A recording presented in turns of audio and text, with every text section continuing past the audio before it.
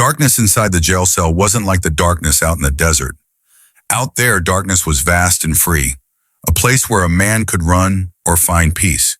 But in here, within the four cold stone walls of the Dodge City Jail, the darkness was thick, heavy, and smelled of old despair. Elias Thorne sat on a moldy straw mattress, his back against the damp stone wall. The chill from the stone seeped through his frayed coat, soaking into the aching wounds on his body. Every breath was a protest from his ribs, a reminder of the brutal beating in the saloon. The blood from the cut on his forehead had dried into a hard scab, pulling his skin tight. But Elias didn't care about the physical pain. His ears were pricked, listening for a sound more terrifying than any gunshot, the breathing of the mob. Outside the thick walls of the jail, the town wasn't sleeping. It was awake and it was hungry.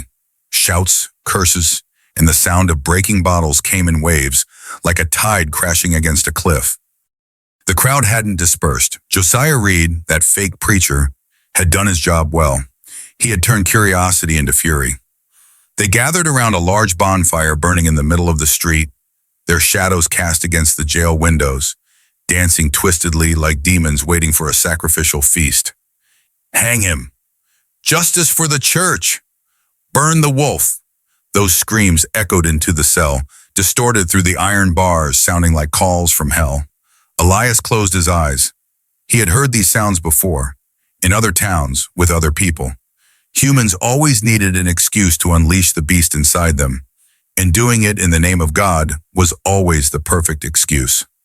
Sheriff Big Jim sat at the desk out front, a short corridor away from Elias's cell. The old man was cleaning his Winchester rifle.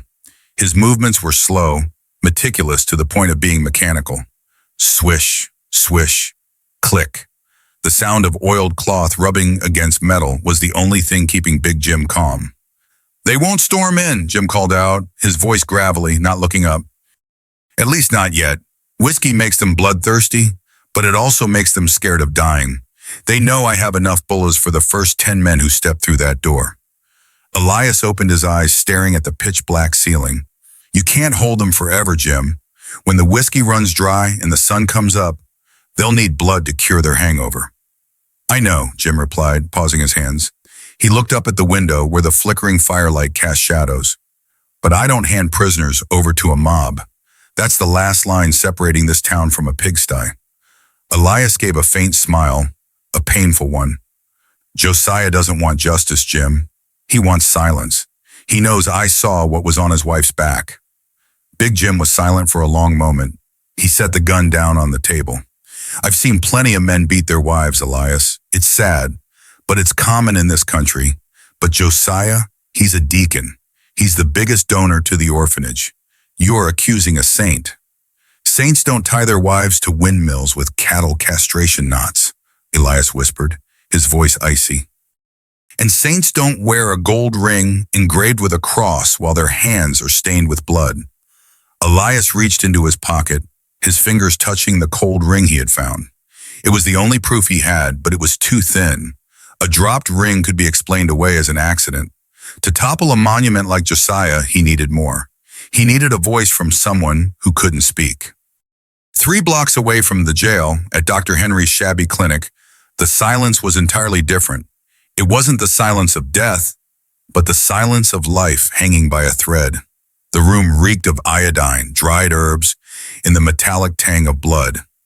Only a single oil lamp flickered on the operating table, casting a sickly yellow light on the cold steel medical instruments. Alara lay on the exam table. She was awake. The first sensation was pain. It didn't focus on one point. It radiated through her body like an electric current running through her nervous system. Her back burned like fire. Her wrists were numb. But there was another pain, dull and deeper, located in her lower abdomen. She opened her eyes, staring blankly at the mold-stained ceiling. Memories flooded back like a torrent. The windmill, the heat, the suffocation. And then, the stranger with the sad eyes, Elias. He had cut the rope. He had taken her away. She jolted, trying to sit up. Instinct told her to run. Josiah would find her. He always found her. "Lie still, child," an old, shaky voice said, A warm, wrinkled hand placed gently on her shoulder, pressing her down. Elara turned her head, eyes wide with panic. The kind, lined face of Dr. Henry appeared in the dim light. He was holding a gauze pad soaked in antiseptic. "I'm Henry," he said softly. "I fixed your broken leg 2 years ago, remember? You're safe here, at least for tonight." Elara stopped struggling. She remembered him. He was the only person in this town who had ever looked at her with pity instead of contempt or lust. She relaxed her body, letting him continue his work. Dr. Henry sighed, shaking his head as he applied medicine to the web of scars on her back.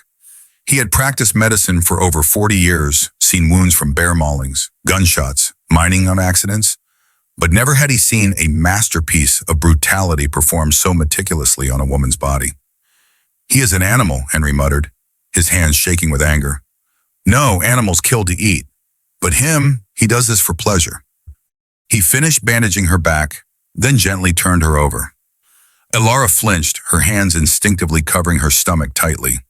Her eyes watched him warily, like a mother wolf protecting her cubs.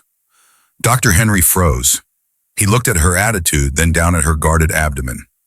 He recalled earlier, when he removed her tattered dress to examine her, he had seen strange bruises. They weren't scattered. They were focused. Punches or kicks aimed directly at the lower belly. "Elara, how?" Henry asked, his voice dropping, grave. "Let me see. I need to know." Elara shook her head violently, tears welling up. She was afraid. She was afraid that if the truth was exposed, it would be taken away. "I am a doctor," Henry persuaded patiently. "I won't hurt anyone. I just want to help. That little life." His words made Elara freeze. He knew. She slowly lowered her hands. Dr. Henry gently lifted the thin fabric. Under the oil lamp, the truth was revealed in all its cruelty. Her abdomen, showing the slight swell of new life, was covered in black and blue bruises. Horrifyingly, those bruises weren't random. They overlapped. Her attacker, Josiah, didn't just beat her. He was trying to kill the fetus inside her without using a knife. He wanted to beat her until she miscarried. Henry stepped back, hand covering his mouth to stifle a gasp of horror. "He knows, doesn't he?" Henry whispered. Elara nodded, tears rolling down her temples. He knew, and he suspected. A man like Josiah, obsessed with control and purity, could not accept his wife being pregnant if he believed or deluded himself that the child wasn't his. Or more cruelly, he didn't want any attachments to hinder his path to glory. He wanted to kill the baby, and he wanted to do it in a way that looked like a natural miscarriage by a frail wife. "The bastard," Henry hissed. "He preaches about life in the church, and he kills life in his own home." Elara grabbed Dr. Henry's sleeve. She pulled hard, her eyes burning with a fire of determination. She didn't want pity. She wanted action. Elias was in danger because of her. She heard the mob outside. She knew they were hunting the man who saved her. She pointed to her throat, shook her head, then pointed to the dusty wooden table beside her. "You want to say something?" Henry asked, confused. Elara tried to sit up, pain tearing through her abdomen, but she gritted her teeth and bore it. She used her index finger, dipped it into a bit of antiseptic left on the tray, and began to draw on the dark wood of the table. The strokes were jagged, shaky. First, she drew a large cross. The church. Dr. Henry nodded. Josiah's church. Then, Elara drew an arrow pointing straight down, and she drew small rectangles stacked on top of each other. Under the church, Henry guessed. The cellar? Elara shook her head vigorously.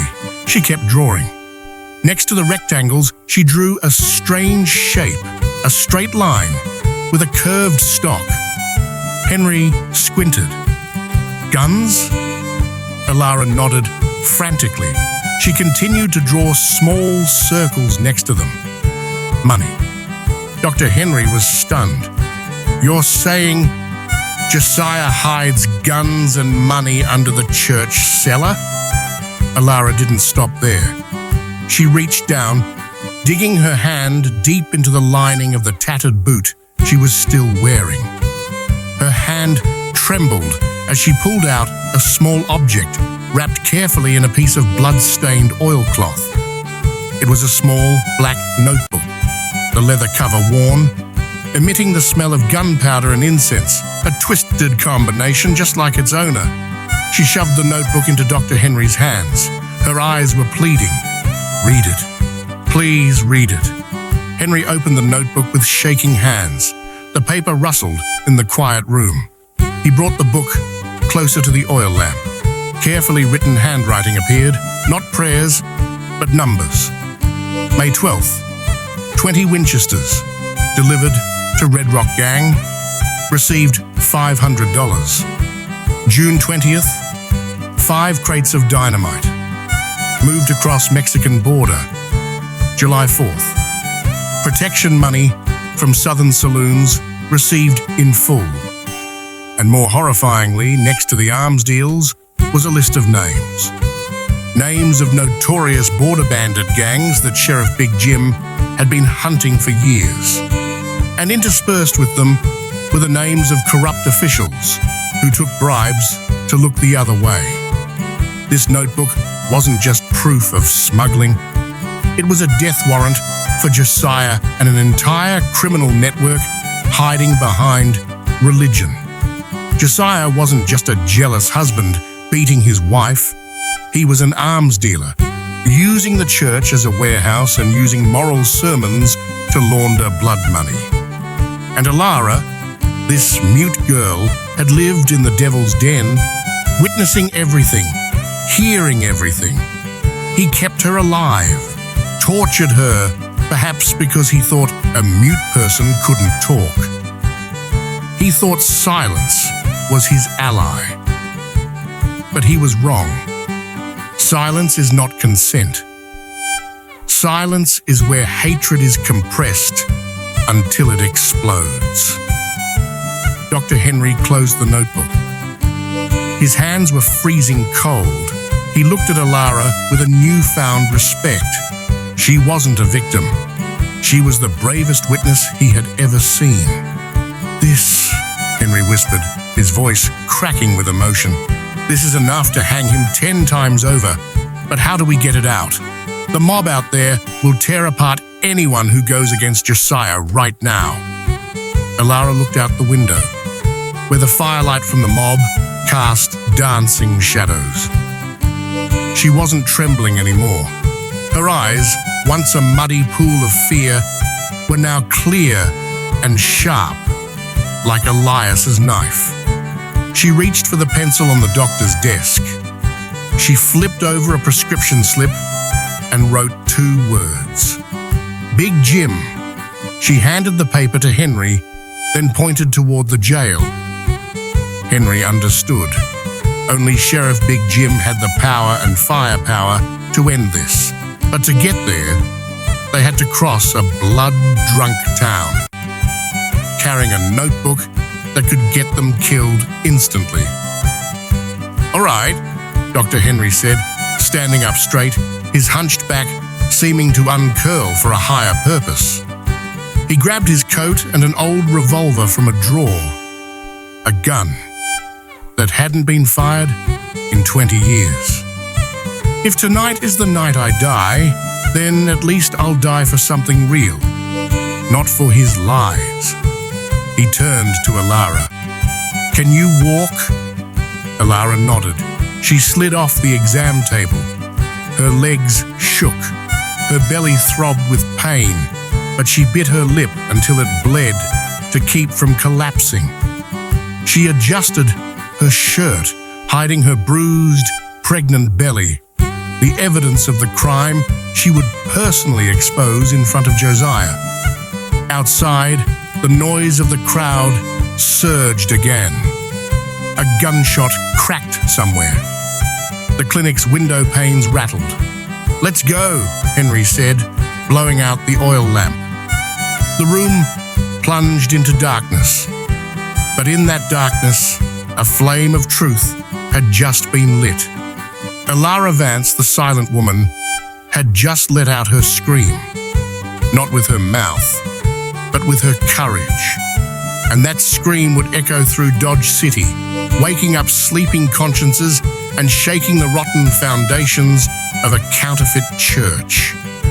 They opened the back door, stepping into the windy, dusty night, where the fate of Elias and the entire town hung by a thread. Night in Dodge City was never truly dark during a festival, and tonight was a festival of fury. Hundreds of tar-soaked torches burned fiercely, turning the courtyard in front of the jail into a hellish sea of fire.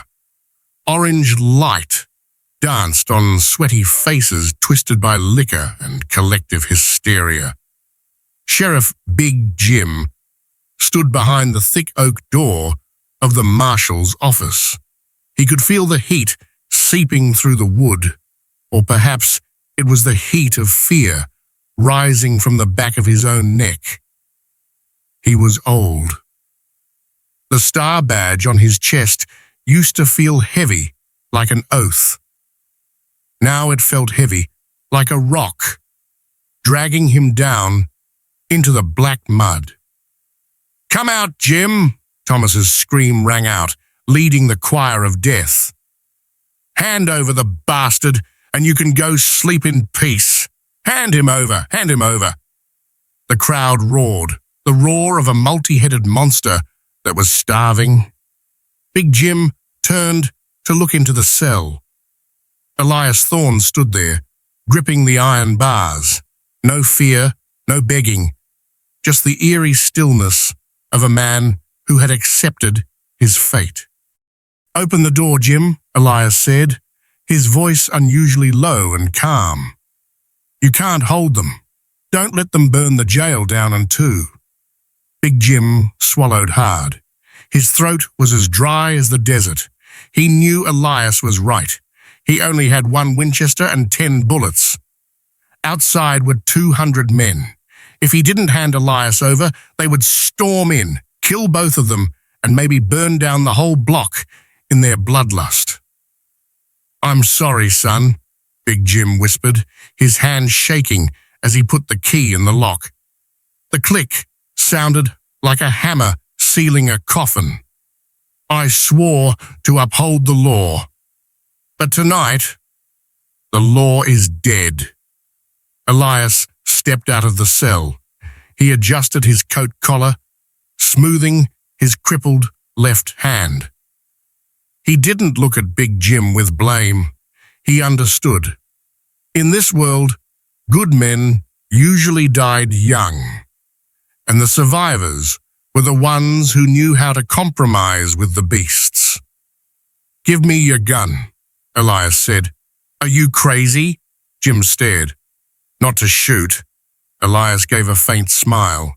"So I look like a man when I die, not a sheep." Jim shook his head. He didn't give the gun. He handcuffed Elias's hands in front of him. "I'll walk you out.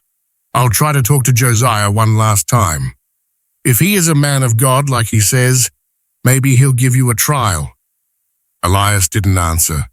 He knew the only trial waiting for him was a rope swinging from the old oak tree on the edge of town. The jailhouse door opened. A wave of heat hit their faces. The roar of the crowd doubled when they saw Elias. Torches were raised high. Whiskey bottles were smashed on the ground. "There he is, the rapist. Kill him." In the middle of the crowd, standing on a wooden crate so everyone could see, was Deacon Josiah Reed. He stood there like a judging god, his black suit shimmering in the firelight, clutching a Bible to his chest. His face was sad, but his eyes were smiling, the smile of an absolute victor. "Order!" Josiah raised his hand. The crowd fell silent, obedient, like sheep hearing their master. "Sheriff Jim," Josiah said, his voice echoing. "You did the right thing. You have restored peace to this town. Hand the sinner over to us. God will judge him." Big Jim pushed Elias down the steps. The crowd pressed closer, faces glaring, hands gripping knives and clubs. "Josiah," Jim said, his voice weak. "He needs a fair trial. At the county court." "The court of conscience is faster than a judge's court, Jim," Josiah interrupted, his voice sweet but cold. He stepped down from the crate, walking toward Elias. He stood face to face with Elias. The distance was just an arm's length. He looked into Elias's eyes and whispered, "I told you, God will forgive your death, but I won't." Josiah turned to the crowd, spreading his arms wide.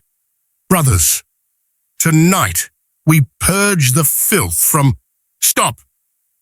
A rasping, aged but powerful shout rang out from the darkness at the end of the street, cutting through Josiah's speech. The crowd turned. From the night, two figures emerged. Dr. Henry walked in front, holding an old revolver pointed straight at the sky, his other hand supporting a woman. Elara. She walked with difficulty, every step seeming to be a battle with physical pain. But her head was held high. Her messy hair fell over her shoulders, her face bruised and pale in the torchlight. But her eyes, those eyes were burning with a fire hotter than the torches around her. "Elara?" Josiah gasped, a flicker of confusion crossing his face, but he instantly switched to fake concern. "Oh, my beloved wife, what are you doing here? You're hurt. Go back. Don't look at this bloodshed."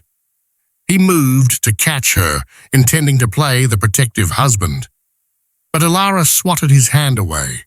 The slap was strong and decisive, making Josiah stumble back. The crowd gasped in shock. The silent woman, the obedient wife, had just rejected her husband in front of the whole town. Elara didn't look at anyone else. She looked straight at Josiah. She stepped forward, forcing him to back away, step by step, toward the light of the bonfire. She couldn't speak. She didn't need to speak. Elara stood in the center of the circle, the firelight illuminating her fragility. She reached up to her collar. Rip! The sound of tearing fabric was sharp in the silence. Elara tore the right sleeve of her dress, then yanked the collar down, exposing her shoulder and part of her back to the eyes of hundreds of men. Gasps of horror rang out. On her pale skin, under the flickering torchlight, the scars stood out clearly. They weren't whip marks or scrapes. They were burns. Raised, jagged scars made by red-hot metal pressed deep into flesh. And their shape, they were crosses, but not the upright cross of salvation. They were inverted crosses, a symbol of blasphemy, of a cult, or of a sick mind wanting to brand ownership onto a slave. My God! Thomas, the most aggressive cowboy earlier, dropped his club. That's a cattle brand. Elara turned her back, letting the whole crowd see the map of suffering on her body. Old scars layered over new ones. Torture spanning years right under the roof of the respectable deacon. Josiah's face drained of blood. He stammered, No. She's crazy. She did it herself. Him. It was Elias who did it. Shut up, Josiah! Dr. Henry screamed. The old man threw something hard at Sheriff Big Jim. The object flew through the air, hitting Big Jim's chest. He caught it. A black leather notebook. Read it, Jim, Henry yelled, his voice cracking with rage. Read it loud for this ignorant town to hear. Read how many guns their saint sold to bandits. Read how much blood money he took. Big Jim opened the notebook with trembling hands.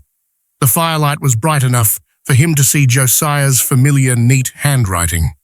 The numbers, the gang names, the arms deals hidden under the church cellar. Big Jim's face went from stunned to purple with rage. He looked up at Josiah, his longtime friend, the man he used to respect. "You," Big Jim hissed, "you used the church as an armory? You sold guns to the Red Rock Gang, the ones who killed my deputy last year?" The crowd began to stir. Suspicion spread like wildfire. Eyes that had looked at Elias with hatred now shifted to Josiah. "It's fake evidence," Josiah shouted, sweating profusely. He backed up, bumping into the wooden crate. The mask of holiness was cracking, piece by piece. "That mute woman is possessed. The old doctor is senile. They're conspiring with that heathen." As the chaos rose, Big Jim did something he should have done from the start. He took out his keys and unlocked Elias's handcuffs. "Sorry for the delay," Jim said quietly. Elias rubbed his red, chafed wrists. He didn't take Jim's gun. He didn't need it, not yet. He stepped out of the shadow of the jail porch, walking straight into the circle of light where Alara stood. He stood beside her like a solid fortress wall. He took off his coat, draping it gently over her shoulders, covering the painful scars. Then he reached into his breast pocket. "Josiah," Elias called his name. His voice wasn't loud, but it pierced the sinner's soul. "You looking for this?" Elias raised his hand high. Between his calloused fingers was a thick gold ring. The firelight reflected off the ring, making it gleam ghostily. "I found it at the windmill," Elias said, every word slow, like a nail being driven in. "Right at your wife's feet, when I cut her down. You dropped it while you were busy branding her flesh like a cow." Elias threw the ring on the ground. It rolled and stopped right at Josiah's feet. "Pick it up, Deacon. Pick up your crown." The whole town stared at the ring. Everyone recognized it. It was the object Josiah was never without. The truth was laid bare. No denial could cover it anymore. The scars, the notebook, the ring. 3 pieces forming the portrait of a monster. Josiah looked at the ring on the ground, then at the disgusted eyes of the crowd around him. He saw Thomas spit on the ground. He saw women covering their mouths in horror. He saw his empire collapse in an instant. The fear in his eyes vanished, replaced by desperate madness. "I am a man of God," he roared, his voice distorted. "I do what is necessary to keep order in this rat hole, and this bitch."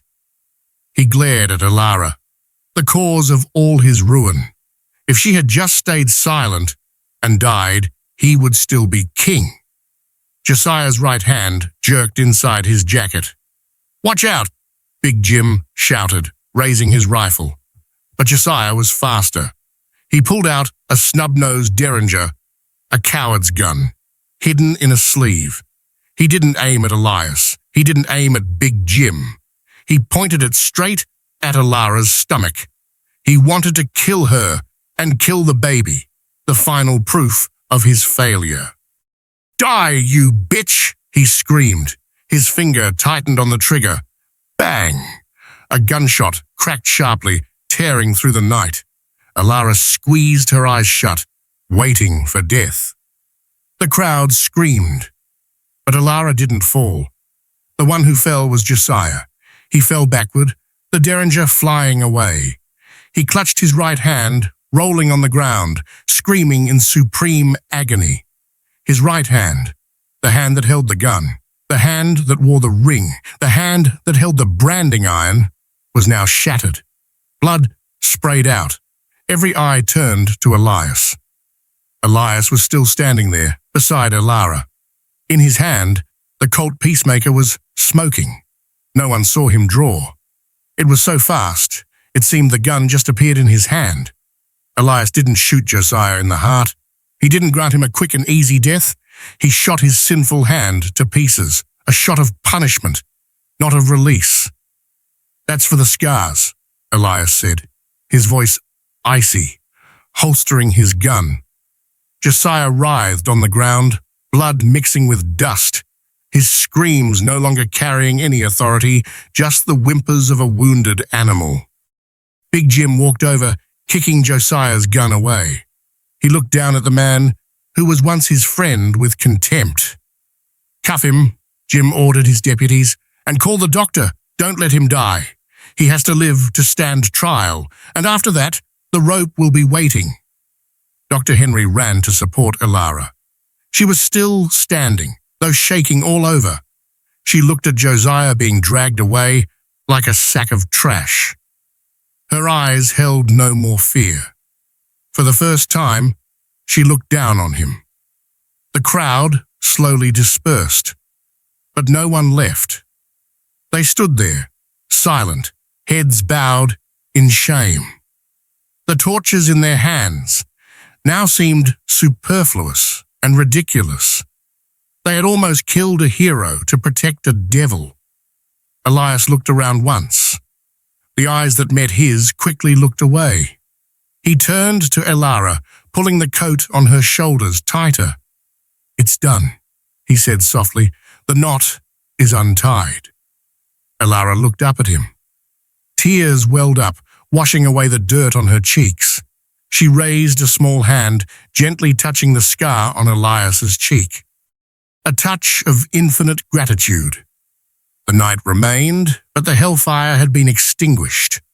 Only the smell of gunpowder, blood, and the truth freshly cleansed by iron and steel remained. The storm had passed, not a storm of wind and rain, but a storm of human hearts. And like every other storm, when the wind stops blowing, the only things left are ruins and a suffocating silence.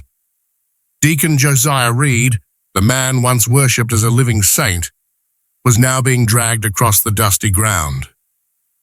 He wasn't screaming anymore.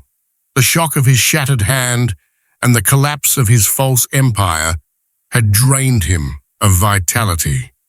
He whimpered low in his throat, eyes staring wide into the void, as if seeing real demons coming to collect his soul. Blood from his mangled hand dripped down, painting a long, crimson streak on the road, the final period marking the end of an era of lies.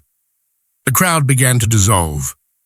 Just 15 minutes ago, they were a unified mass, a 100-headed monster drunk on blood and thirsting for violence. But now, as the naked truth lay exposed under the torchlight, they shattered into individual pieces. The torches in their hands lowered, then were hurriedly extinguished, as if they wanted to hide the evidence of their presence. They didn't dare look at Elias. The man stood there, gun holstered, face smeared with dust and blood, towering like an ancient rock that could not be eroded. Elias's presence was a mirror reflecting their cowardice and ignorance. They, the self-proclaimed model citizens, the moral fathers and husbands, had nearly become savage murderers because of the sweet words of a venomous snake. Thomas, the most aggressive cowboy, hung his head low. He subtly kicked his gun into the bushes, then backed away into the shadows of an alley, wishing to vanish from this world. The bartender, who had fueled the agitation, now tremblingly wiped sweat from his forehead, his eyes averting as they swept over the scars on Elara's shoulder. Shame. That was the only thing left in the air, heavier than the smell of gunpowder. It clung to the skin, seeped into every breath of the residents of Dodge City. They knew that whether Josiah was hanged or rotted in prison, the stain of this night would never wash away. They would have to live the rest of their lives with the memory of the moment they chose to believe a sweet lie instead of the jagged truth. Sheriff Big Jim stood in the middle of the yard, watching his neighbors slink away. He didn't stop them, nor did he scold them. The greatest punishment for them was their own conscience, if they had any left. "Put him in solitary," Jim ordered his deputy, pointing at the living corpse of Josiah. "Call Dr. Henry to bandage him up. Don't let him die of blood loss. He has to live to hear the judge read his sentence." Then Jim turned to Elias. The old sheriff unpinned the badge from his chest, wiped it gently with his thumb, and pinned it back on. An unconscious act to reclaim a bit of dignity for the law. "You're free, son," Jim said, his voice hoarse and tired. "I won't say thank you, because I know you didn't do this to hear me thank you." Elias nodded slightly. He didn't need thanks. He didn't need the crowd's forgiveness. He just needed to know the knot had been untied. Dr. Henry helped Alara sit on the wooden steps of the marshal's office. The old man shakily wiped the blood spatter from her face. Alara sat still, eyes wide open, but the look of panic was gone. She pulled Elias's oversized coat tighter around herself, as if it were the final layer of protection between her and this cruel world. She looked at Elias. Elias stood a few paces away, leaning against a wooden post. He pulled a half-rolled cigarette from his pocket and lit it. The flare from the match illuminated the deep wrinkles at the corners of his eyes and the long scar running along his jawline. Smoke drifted up, merging with the fading night. Alara wanted to stand up. She wanted to run to him. She wanted to hug this stranger, the man who stepped out of nowhere to save her life when everyone else turned their backs. She wanted to tell him, even though she couldn't with words, that she owed him her life, owed him the child in her womb, owed him this very soul. She signaled to Dr. Henry. The old man understood, handing her the piece of paper and the pencil stub left in his pocket. Alara wrote hurriedly. Her hand shook, but the strokes were decisive. "Stay." She held the paper out to Elias. Her eyes were pleading. "Stay here, with me. We can start over. You saved me. You can protect me." Elias looked at the paper. He took a long drag of his cigarette, holding the smoke in his aching chest for a moment before slowly exhaling. He shook his head, a slow, sad, but firm shake. He walked closer to her, squatting down so their eyes were level. He looked into Alara's deep brown eyes, eyes that now held the light of hope again. "Girl," Elias said, his voice warm and deep like an echo from a dry well. "Look at my hands." He held up his hands in front of her, the right hand calloused from gripping guns, the left hand crippled, twisted. Both hands were stained with Josiah's blood and the blood of countless others in the past. "These hands only know how to destroy," he whispered. "They know how to cut ropes, know how to... Sad thoughts know how to pull triggers, know how to break jaws, but they don't know how to build. They don't know how to comfort a child or plant a tree." Alara shook her head vigorously. She grabbed his rough hand, pressing it to her cheek. Her tears soaked his palm. "It doesn't matter. You are a good man." "I am blood, Alara." Elias gently pulled his hand back. "And you and the child inside you are light. Those two things can't be in the same place. If I stay, my ghosts will haunt you. People will look at you and remember tonight. Remember the violence. Remember the blood." He stood up, his shadow stretching tall, blocking the faint starlight. "You need a fresh start, a clean start. Without Josiah, and without Elias Thorne." He looked at Dr. Henry and Sheriff Big Jim standing there listening. "Take care of her," Elias told the two old men of the town. "That's the only way you two can redeem the sins of this godforsaken place." Big Jim nodded, a nod of commitment from a man who had found his honor again. "I promise you, anyone who dares touch a hair on her head will have to step over my dead body." Dr. Henry placed a hand on Alara's shoulder, squeezing gently to reassure her. Elias turned away. There were no tearful goodbyes. Men like Elias didn't have the habit of saying goodbye, because they never truly belonged anywhere to bid farewell to. He walked toward the stable where his old ash-grey mare was patiently waiting. She snorted when she saw her master, as if knowing it was time to leave. His gear was still on the saddle. His life was packed into 2 worn leather bags, a little ammo, a half-empty bottle of liquor, and memories no one wanted to keep. Elias climbed into the saddle. Pain from his broken ribs flared, but he gritted his teeth and bore it. Physical pain was the only thing that made him feel he was still alive.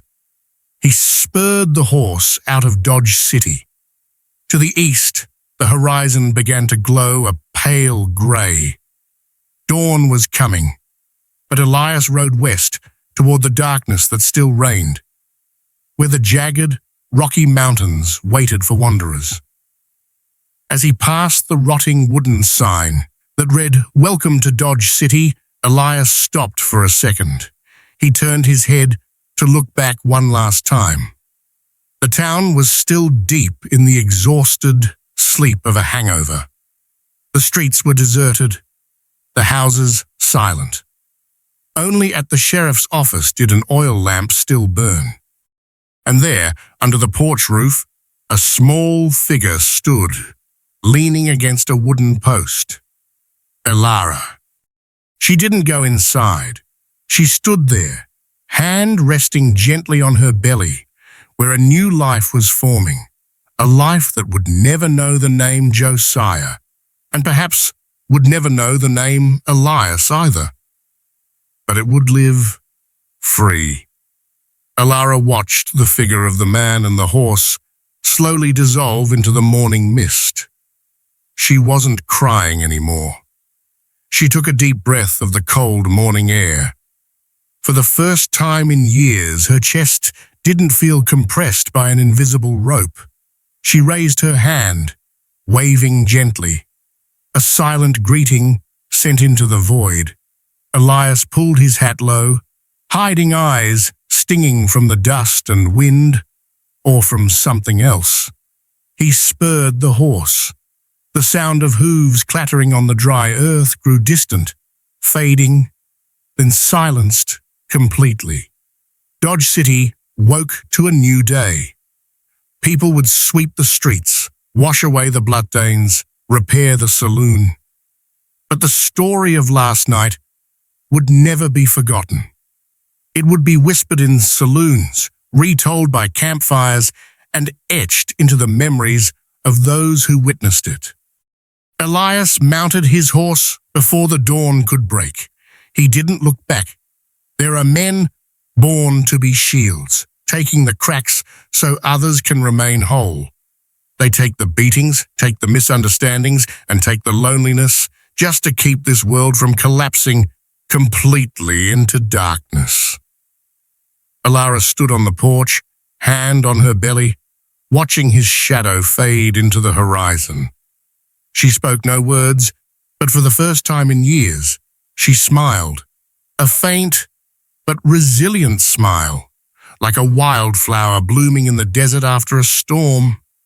She knew she had been saved, not by an angel, but by a flawed man. And somewhere amidst the howling winds of the borderlands, where red dust mixes with blood and tears, folks still tell the tale of an old cowboy, the one who used his silence to give a voice back to a woman. It ain't a fairy tale. It's the Wild West, where sometimes The real hero isn't the one who stays to get the medal, but the one who quietly rides away, carrying the wounds of others on his back.